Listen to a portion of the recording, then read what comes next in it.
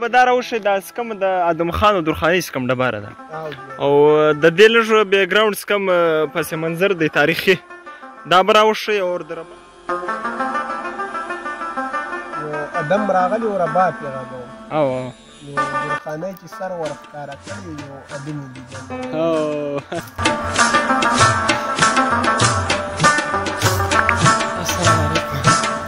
ملګری تا پسې لا ازي راغلو څنګه طبیعت ښه دی جوړ روغ یې امن دی وخت پې ښه تېرېږي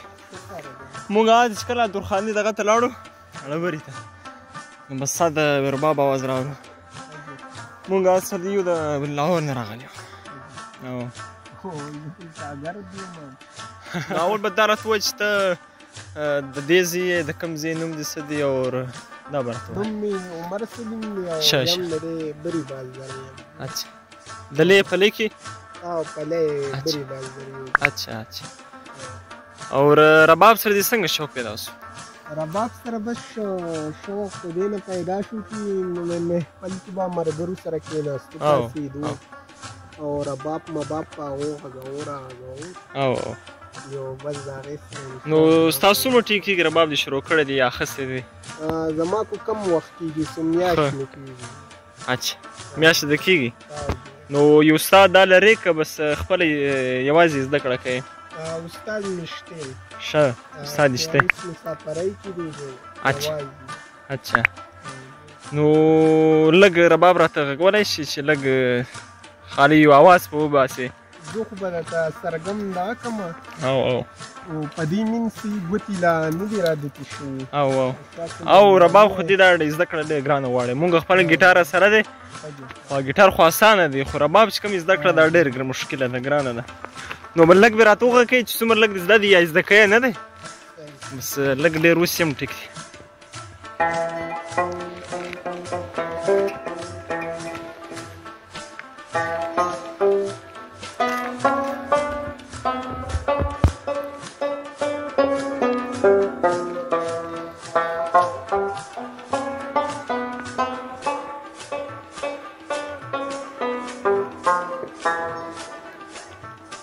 بس مونږ په دې سرګم باندې بس رایي کوو لاس ماس پکې رادت شي نو دا څومره ټایم اخلي زده کړه یا ته څومره ټایم ورکوې دښته مونږ خو په خپله وزګار نه یو داسې یا مازدیګري کې ولا ټایم ورکوو یا ماسخوتن کې او ټایم زیات دی ښه ټایم زیات دی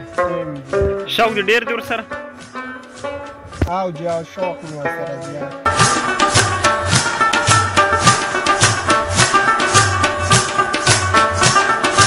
او لږ به دا راوښیي دا څه کومه د ادم خان او درخانۍ څه کوم ډبره ده او د دې لږ بیک ګراونډ څه کوم پس منظر دی تاریخي دا به راوښیي او د رباب سره د دوی څنګه داسې ما اورېدل چې رباب هم ده ویلې او درخانۍ ورته کتل داسې لږ به تاریخ یې راوښیي او بس چې څونه ما سره دغه دي زه ورته وکړم د ادم خان او درخانۍ دا د دې ځای ولو او بس داسې شوقي غوندې کې مینه غوندې کې پیدا شوې ده یو بل سره ښه دا دلته کلي کې حجره وه په حجره کې مجلس و خادي مادي ورته یو ادم راغلی او رباب یې غږو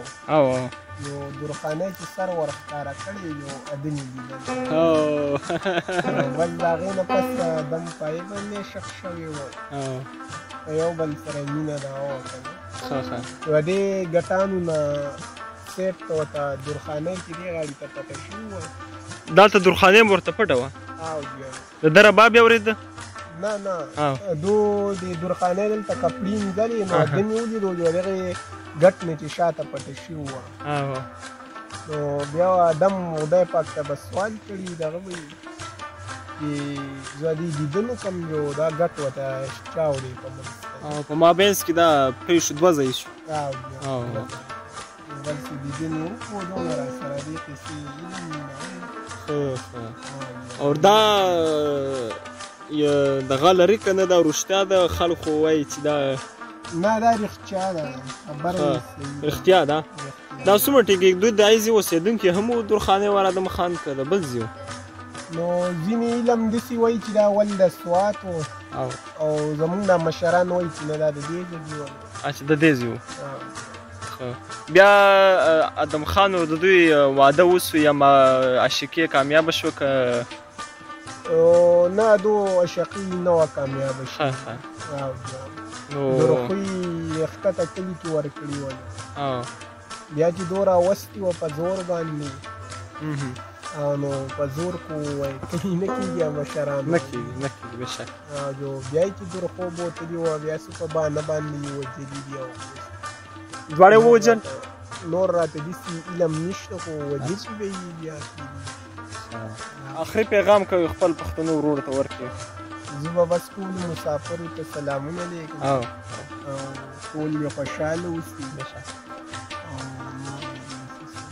ښه تاسو ډېره زیاته شکریا ادا کوم تاسو زموږ کلي ته راغلی او بس موږ راغلو ستاسو دپاره موږ ستاسو مسافر یو د ټایره کلتور ډېر مننه ښه دی